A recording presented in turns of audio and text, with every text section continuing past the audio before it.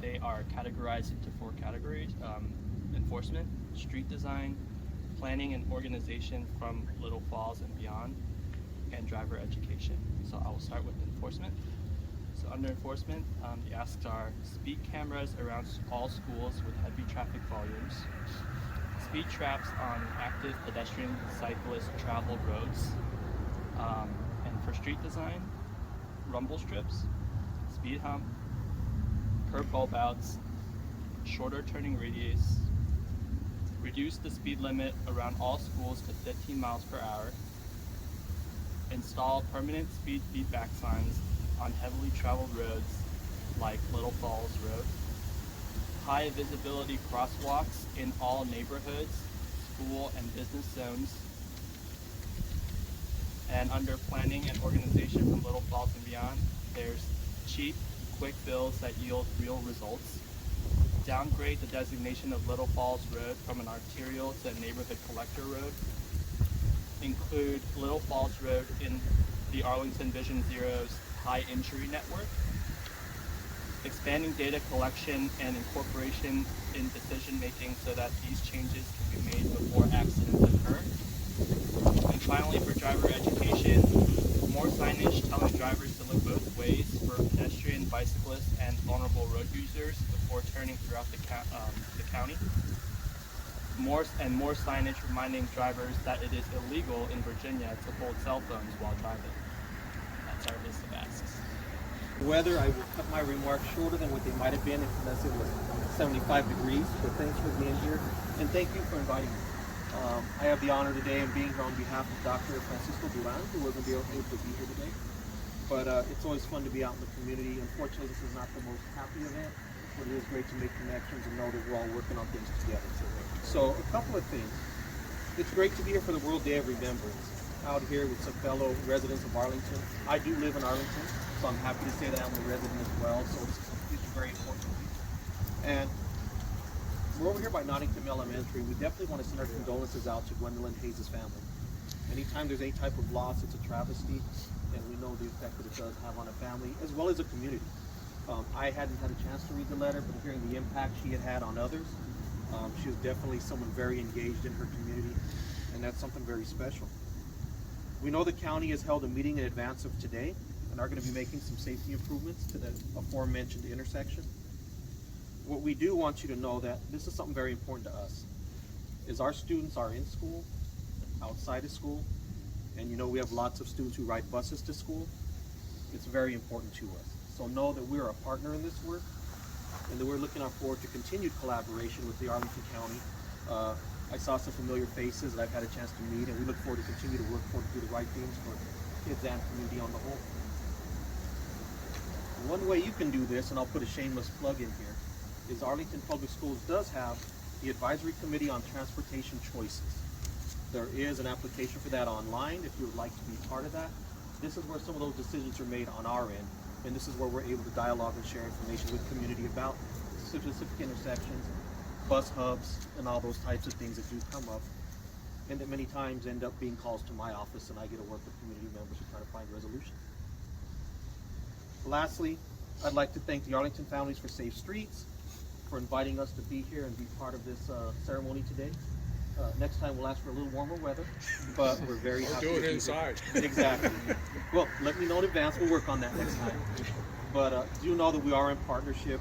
We look forward to working with you, and we also look forward to continually to work with the county as we move forward on all these items. So thank you very much. Good afternoon, everyone. I'm Captain Alverkim. I'm the commander of the Special Operations Section, and before I start talking, I'll just give you a little bit about my background here. I see a lot of familiar faces. I'm an Arlington resident. I actually am a resident of this Williamsburg area. I've moved and purchased a home 14 years ago, and I've lived in this community for the last 14 years. So I'm here to support the efforts of the community, my community, in making our roads safer, and most importantly, remember the people that were killed, seriously injured on our roads. I know many of you have been impacted by family or friends who are victims of a serious crash. Sadly, here in Arlington, we've had 4 traffic fatalities but one death on our roads is one too many. And we must continue to have the goal of zero transportation fatalities. All of the men and women at the police department are committed to transportation safety.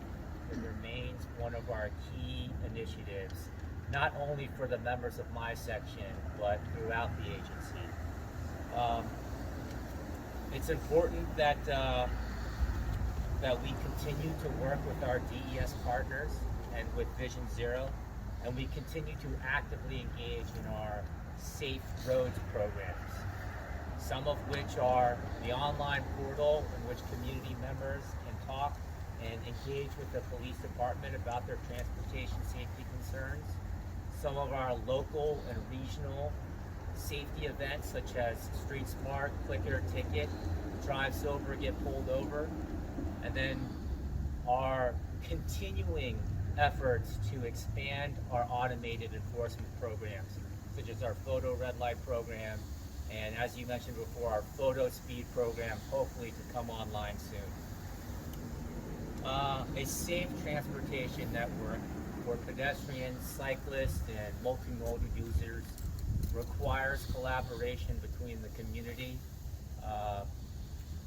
government agencies, of which I'm a member of, and private industry. So thank you all once again for inviting me here. I look forward to talking to you all today and in the future. Thank you. And hopefully next year we don't have to have this event at all. That would be unique. But now we're going to finish off with the board, county board people. So Matt, you want to go first? Sure. Thanks everyone for being here, and thank you for making sure that we read the letter, because it struck all of us when we received the letter. There was quickly email responding in the grace of the letter, but also the responsibility that the letter brings as to Gwen Hayes' life and who she was, and the extraordinary power of what she wrote, what Susan Hayes wrote. So I think we feel responsibility to address the issues. We feel, I did not get a chance to run in the 5K yesterday, but it has certainly been on my mind that this stretch is an area we need to focus on with relentlessness and address the issues, all the issues that we can control. There's plenty of hard things that happen in life, and down the street from my house, an 18-year-old was in a drunk driving accident, what appears to be a drunk driving accident, just a week ago. And if you have read any of the stories of who he was as a 17-year-old, it's super powerful. It's unknowable if anything could have been done in that situation. Certainly the list that you read of things that we can do, everything that we can control, we should. And that doesn't mean that every one of the punch lists will fit with what DES identifies, but we should follow each of those issues, run it to ground, so that we know whether any one of those steps could help prevent fatalities in the future. Probably most know that in Europe they have far fewer fatalities, and we have to change driving habits. We have to address the way we've constructed streets. There's plenty to do, and I think all three of us and the whole board feel that way. And I think one other piece before I just wrap up is that you have different skill sets of each of us on the board, and different sort of strengths. And certainly both of my colleagues here have strengths with respect to working on this, and you have helped lift it up, Mike. And so we've gotten 2 reports since Thursday's meeting. We made it a point about that conversation, and so I hope that gives you an indication that we feel a responsibility to act. And I can't walk in the shoes of you as neighbors. I was here 3 or 4 weeks ago, and I said action within weeks and not months. And I'm confident that many of the steps are going to be taken before January 1st. There's other things that we can think about, but I hope that gives you, for nearby neighbors, at least a sense of the responsibility and the action that we're trying to take. Thanks. Thank you.